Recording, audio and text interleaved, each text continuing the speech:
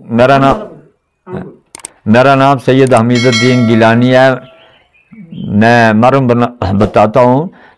چنبل اور پیپ پانی والے پھوڑے جو ہوتے ہیں جسم پر، تسلی بخش نسخہ ہے، تیار کر کے رکھ دیں اور صبح شام لگائیں۔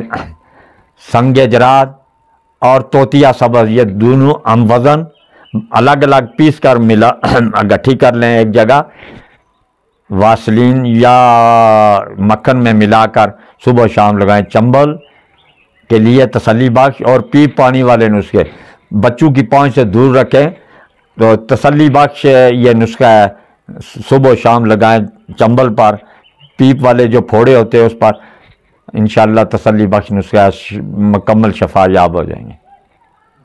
اس کے علاوہ کھانے کے لیے میں بتاتا ہوں، مصفی نسخہ ہے، خون صاف کرنے کے لیے تسلی بخش نسخہ ہے۔ پوشیدہ خارش ہو، جسم پر خارش ہو، پوشیدہ خارش ہو، یہ تیار کر کے استعمال کریں۔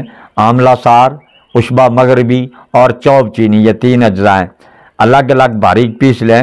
آملہ سار کو آہستہ آہستہ مطلب کھل میں پیسیں، اور بعد میں یہ دونوں ملا کر چوب چینی اور عشبہ یہ ملا کر بقدر 3 ماشا یا 2 ماشا پانی کے ساتھ صبح شام استعمال کریں۔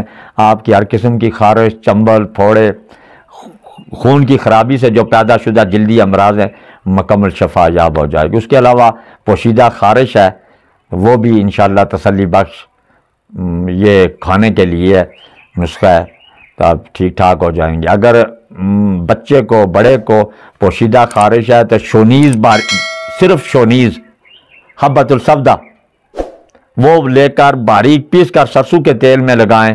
نہ جلن ہے، نہ ساڑا ہے، نہ مضر اثرات ہے، نہ سائیڈ افیکٹ ہے اس کا، وہ لگاتے رہے، کپڑا ٹچ نہ کریں ساتھ، آپ 1-2 دن میں ٹھیک ہو جائیں گے انشاءاللہ۔